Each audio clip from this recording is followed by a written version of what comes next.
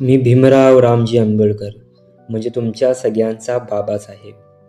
हो, मीच बोलतोय प्रथमेशच्या लेखणीतून. आवाज माझा नसला तरी मला जे बोलायचं आहे, जे बोलायचं राहिलंय शेवटच्या क्षणी, ते मी आत्ता बोलतोय, म्हणून लक्षपूर्वक ऐका. थकलो मी पण हरलो नाही. तुमच्यासाठी लढता लढता शरीर कमजोर झालं माझं, पण माझ्या श्वासात अजूनही जिद्द आहे. माझे डोळे मिटले जरी, मी आता पाहतोय माझ्या माणसांची उभी ताट कणावलेली सावली. वर्षानुवर्ष माझ्या माणसांनी सहन केलेला अत्याचार.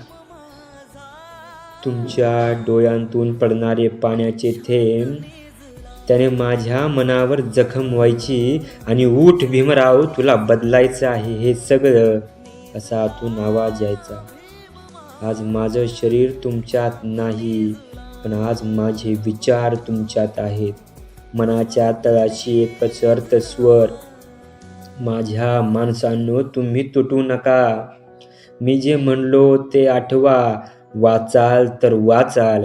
मी आजही तितक्याच वेदनेनं सांगतोय, कारण शिक्षणाचा प्रकाशच तुमच्या पायातल्या बेड्या मोडू शकतो. त्यामुळे शिका. मी जातोय पण रिकामा नाही जात. तुमच्यापैकी प्रत्येकामध्ये मी एक ठिणगी ठेवून जातोय, जी गरज पडली तर आग होईल अशी. शेवट एकच सांगतोय, मी दिलेल्या 3 तत्वांशी एकनिष्ठ राहा. शिका, संघटित व्हा आणि संघर्ष करा. माझ्या नसण्याला कमजोरी समजू नका. मी नाही राहणार, पण माझा प्रकाश तुमच्या रस्त्यावरून कधीही कमी होणार नाही.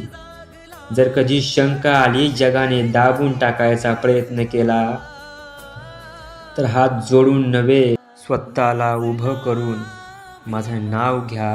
तुम्हाला माझ्यातली ताकद जाणवेल. मी जात आहे माझ्या माणसांनो, माझे विचार इथेच ठेवून. मला खात्री आहे तुमच्या पावलांतून माझा पुढचा जन्म चालणार आहे. मला खात्री आहे तुमच्या पावलांतून माझा पुढचा जन्म चालणार आहे.